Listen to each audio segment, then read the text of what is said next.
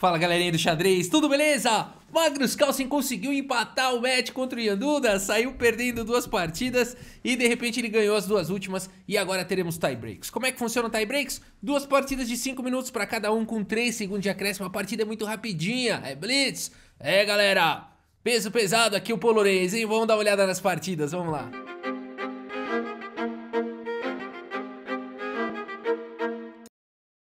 Se você ainda não é inscrito no canal, inscreva-se aqui no canal. Se você gosta dos nossos vídeos, já deixa aí o seu like. E se você quiser melhorar no xadrez, dá uma olhadinha aqui na nossa página de cursos em videoaulas. Aqui o link tá na descrição do vídeo, tá bem?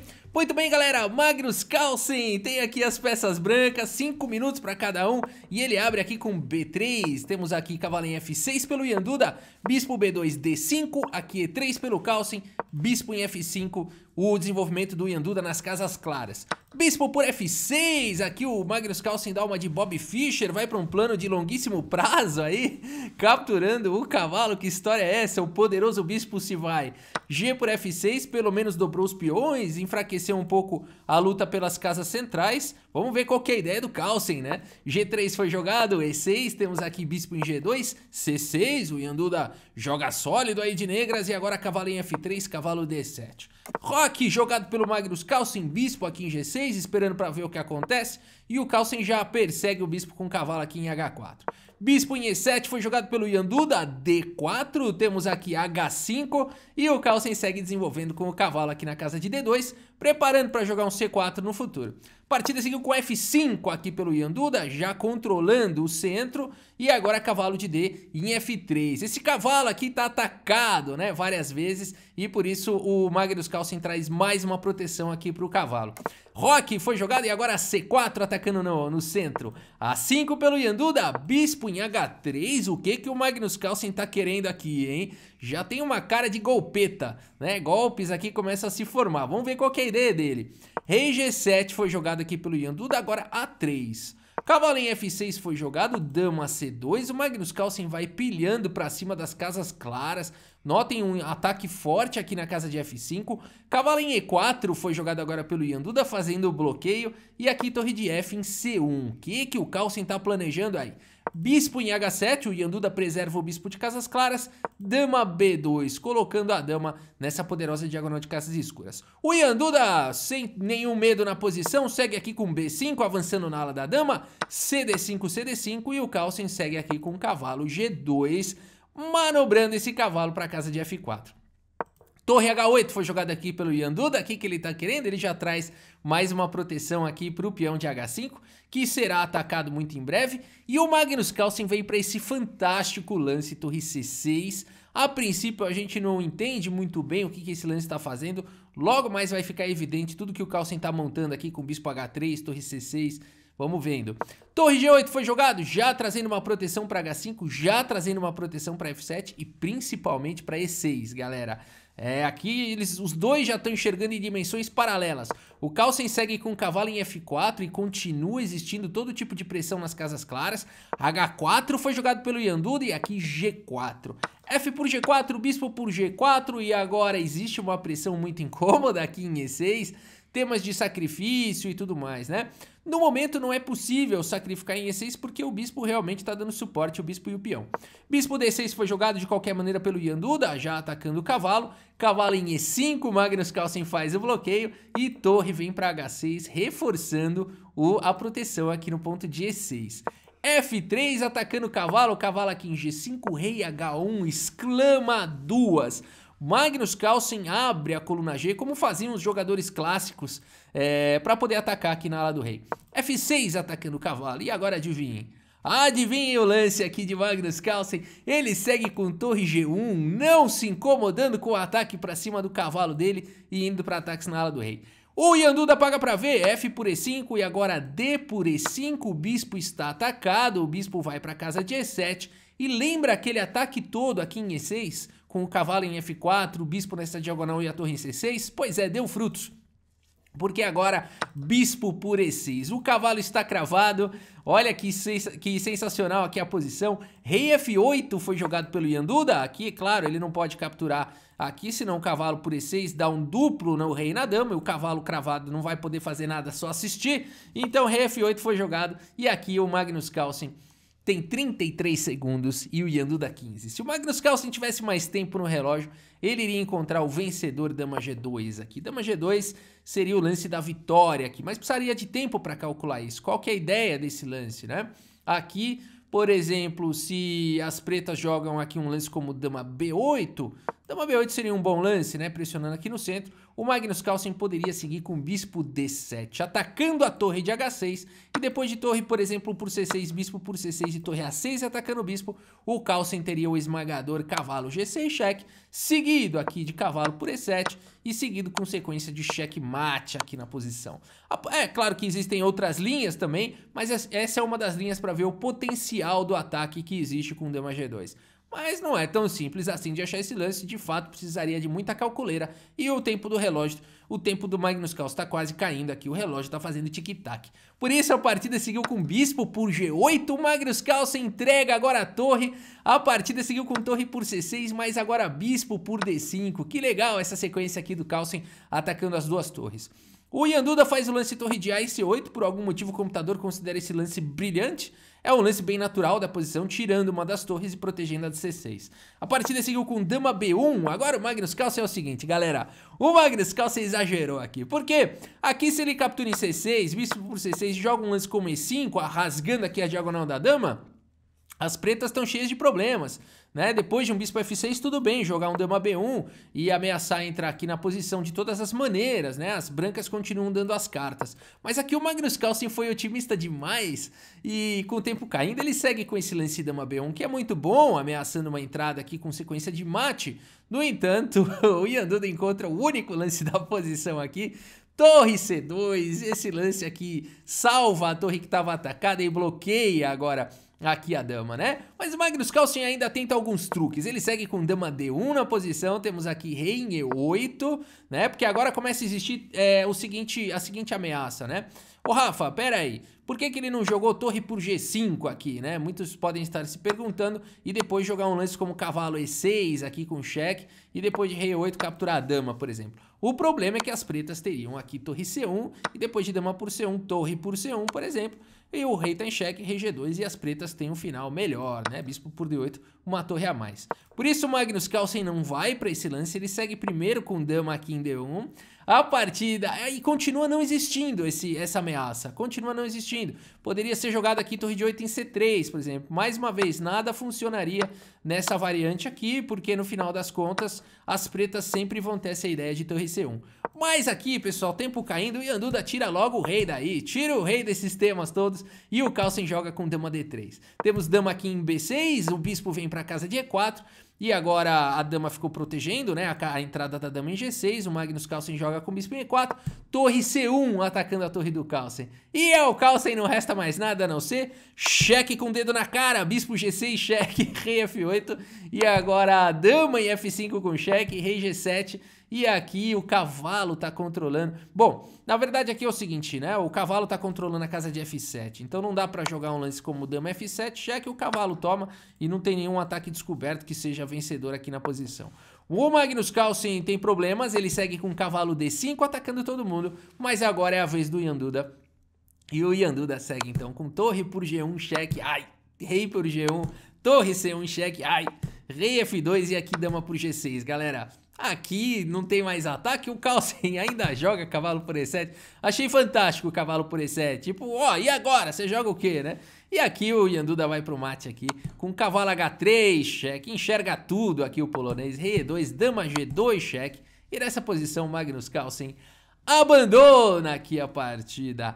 Abandonou porque não dá mais, o polonês jogou muito, o Magnus Carlsen ali no apuro do tempo acabou não encontrando os melhores lances, né, e realmente não conseguiu a vitória, e o Ian Duda achou todos, né, aqui tá vindo checkmate, torre D1, dama C2, checkmate, né, então realmente não dá, olha que legal esse mate, né, o cavalo tirando aqui as casas e as próprias peças tirando casas de fuga, né.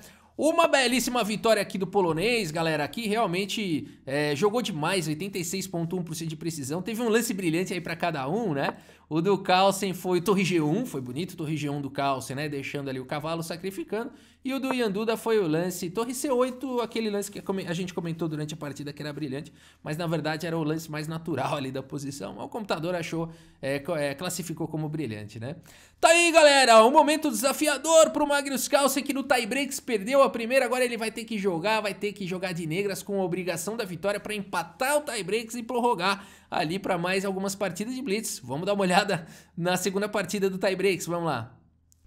Magnus Carlsen com a obrigação de ganhar de negras, Ianduda abre com o peão dama, temos cavalinho F6, bispo G5, ataque Trumpovski, o ataque mais brasileiro de todos, popularizado por Otávio Trumpovski, na década de 20, se eu não me engano, 1920. A partida seguiu com E6, agora E4 aqui pelo Ianduda, formando um centro bacaninha, você não pode capturar o peão porque o cavalo está cravado, portanto H6, e aqui é o seguinte, pessoal, se bispo H4, as pretas provavelmente vão jogar com G5 e vão tomar peão, e vão pagar pra ver, vão falar, e aí, o que você joga aí, né, e fica com o peão a mais, e não tem nenhuma compensação a princípio aí as brancas, né, por isso, bispo por F6, não tem outra, dama por F6 e aqui C3, dando suporte aí pro peão central, aqui E5, um lance que eu gosto muito, porque fixa o peão aqui em E4 e já ataca aqui o centro, o cavalo em F3 foi jogado, aqui é possível jogar com o cavalo C6, se avançar não tem problema, o cavalo vai para o outro lado, mas aqui D6 preferiu jogar Magnus Carlsen. Cavalo de bem D2, cavalo D7, G3, vai desenvolver o bispo em fianqueto, o cavalo vem para B6 e aqui bispo G2. Segue com bispo E7 Magnus Carlsen, todo mundo coloca os reis em segurança, A4 pelo polonês, A5 pelo Magnus Carlsen, torre em E1 foi jogada e agora a torre E8, ambos vão desenvolvendo, tentando ganhar espaço aqui e ali, melhorando a posição da torre. O Ianduda segue com o cavalo em F1, manobrando, bispo F8 aqui pelo Carlsen, cavalo E3, melhorando a posição do cavalo, E por D4, cavalo por D4, e aqui o Carlsen vai para um lance C6, né? O lance que controla a casa de D5, de B5, enfraquece um pouco aqui D6, é verdade. Vamos ver qual a ideia do Carlsen. F4 foi jogado pelo Ianduda, já ganhando espaço na ala do rei. Temos aqui G6 pelo Carlsen, H4, o que é isso? O polonês está indo para cima, ele só precisa do empate, mas ele está jogando para ganhar. H5 aqui pelo Carlsen, rei H2 e agora bispo aqui em G7. Dama C2 pelo Ianduda, e aqui nessa posição, galera, o Ianduda tem 4 minutos, o Carlsen tem 3, e de fato é difícil de achar um lance para as negras aqui. O que você vai jogar, né? Tá quase sem lance aqui o Magnus Carlsen, sem lance bom, só não pode fazer lance ruim aqui, aquele tipo de posição, né? Agora, o perigo é você fazer um lance e ele ser ruim, né? Não tem muitos lances bons. Então aqui talvez uma ideia seja jogar o cavalo para C5, via D7, jogar C5 talvez seja um plano que não faça nenhum problema, né? O Magnus Carlsen volta a dama para D8, o que parece ser um bom lance, mas agora o problema é que torre de A em D1 melhora a posição da torre, com o tempo aqui nessa coluna que é bastante chato. O Magnus Carlsen tem que gastar mais um tempo, sempre mantendo o olho no peão enfraquecido aqui de D6, tá ficando esquisito aqui pro Carlsen. Cavalo em F3 foi jogado pelo Ianduda, o Carlsen segue com o cavalo D7, com ideias de colocar o cavalo aqui em C5, mas agora cavalo C4, aqui o Ianduda volta com a pressão aqui para cima do peão de D6. O Magnus Carlsen tem que se defender com o bispo em F8 e agora bispo H3 aqui pelo Ianduda.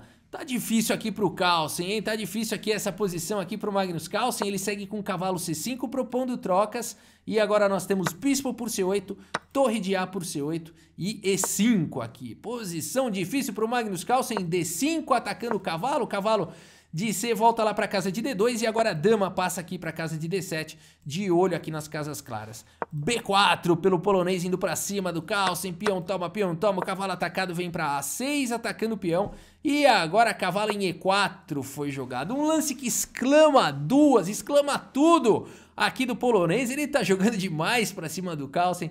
Esse lance faz várias coisas. Primeira delas, ele gambita, sacrifica aqui o peão de B4. No entanto, não é tão simples assim, porque o cavalo está ameaçando uma entrada muito forte aqui em F6, vencendo a dama, e além de tudo o peão não pode fazer nada, porque o peão aqui está cravado, né?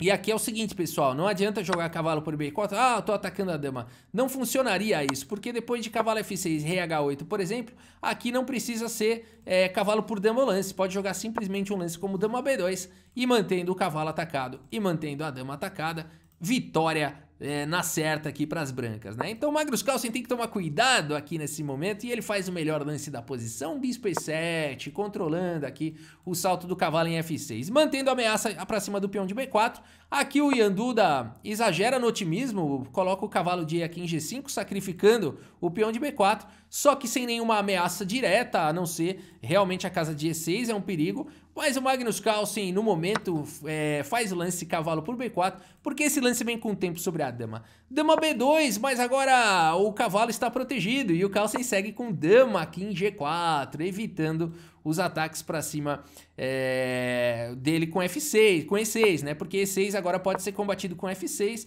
e o cavalo tá atacado e o outro ameaçado, né?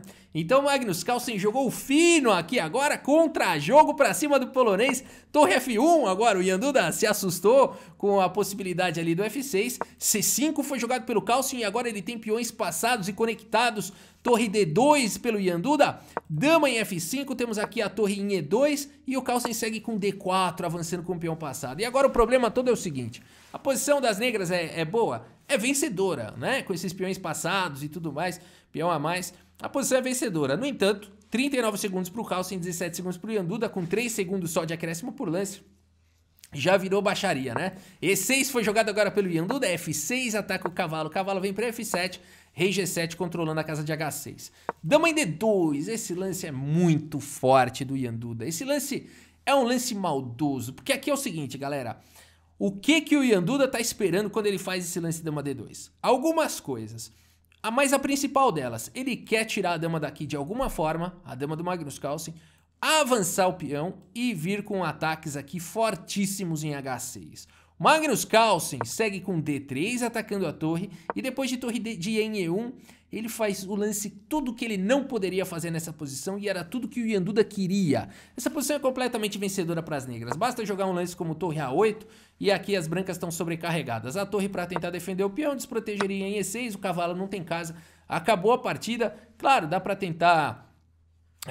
com o tempo caindo, pode vir todo tipo de golpe, qualquer tentativa tática e tudo mais, mas enfim, as pretas têm uma posição vencedora. No entanto, o Magnus Carlsen vai para um lance que parece bom, mas é tudo que o Ian Duda queria que ele jogasse e era tudo que ele não poderia jogar. C4, ai, ai, ai, esse lance parece tão bom, dá suporte aqui pro outro peão, ameaça avançar, o problema é um só, era tudo que o Ian Duda precisava.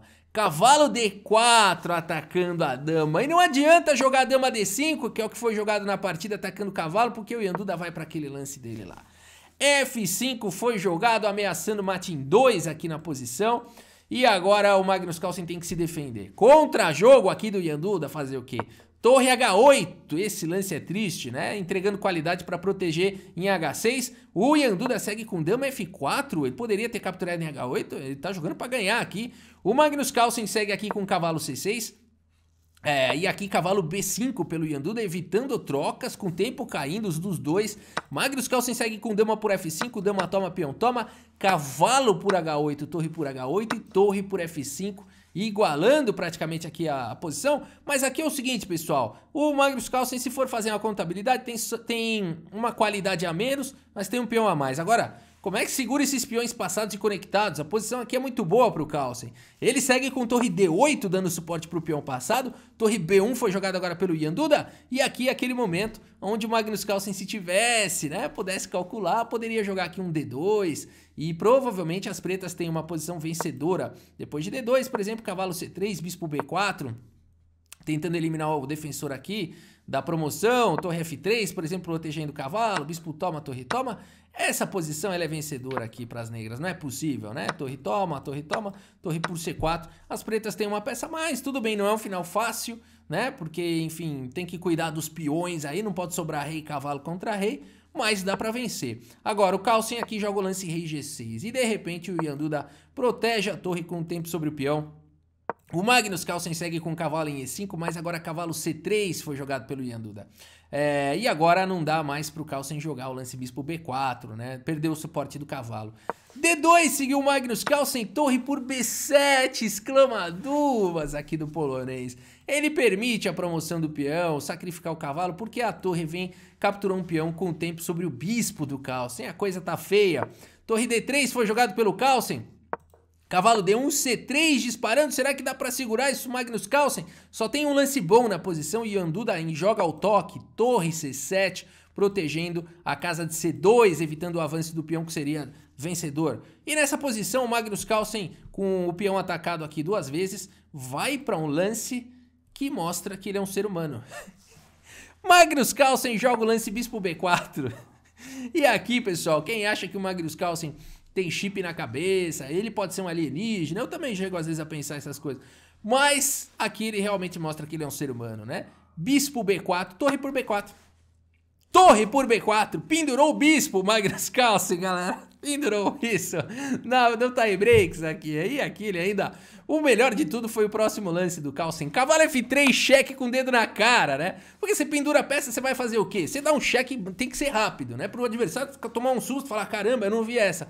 Mas aqui não tem nada. O Yanduda simplesmente joga aqui um rei H1. E nessa posição, Magnus Carlsen abandona aqui a partida. A vitória do Yanduda, venceu o match contra o Magnus Carlsen. Impressionante aqui. Realmente o Yanduda jogou tudo contra o Magnus Carlsen. Perdeu do Firuja, perdeu do Aronian, perdeu do Le Quan Lien, mas contra o Carlsen ele é sempre a pedra no sapato, né? Agora, aqui abandonou porque não dá mais, pessoal. O peão tá controlado, né? Tá super controlada a posição. Tem o que fazer, C2 vai torre pro C2, não tem o que fazer realmente. Aqui, torre D6, vai atacar peão. E7, as brancas ainda disparam com esse peão. Torre E6 tentando segurar. Torre C3. Enfim, aqui não dá, pessoal. Jogar com uma torre a menos não vai dar. Contra o Yanduda não dá. Não é nem só uma torre, né? Tá jogando com uma torre e um cavalo a menos aqui. Certamente não dá pra jogar isso aqui contra o Yanduda, né? O Yanduda fez uma precisão muito boa, os dois. A precisão muito próxima. Mas a gente vê aqui no gráfico que realmente foi a baixaria do tempo caindo, né? E aqui tudo pode acontecer mesmo. Nessa partida o Yanduda jogou melhor e mereceu aí a vitória. 2 lances brilhantes pro Magnus Carlsen, 1 lance brilhante lá pro Yanduda. É uma partida realmente espetacular, né? Agora, mesmo com essa derrota no match, Magnus Carlsen continua na liderança do torneio. É o único match que o Magnus Carlsen perdeu. Todos os outros matches ele venceu, não empatou nenhum match. Então segue na liderança Magnus Carlsen. E no próximo vídeo, às 18 horas, Magnus Carlsen contra a Alireza Firuja. É isso, galera. Espero que vocês tenham gostado aqui do vídeo. Seguimos nas últimas rodadas aqui da FTX Crypto 2022. Muito obrigado pela sua audiência. Um grande abraço para todos vocês e até a próxima. Valeu!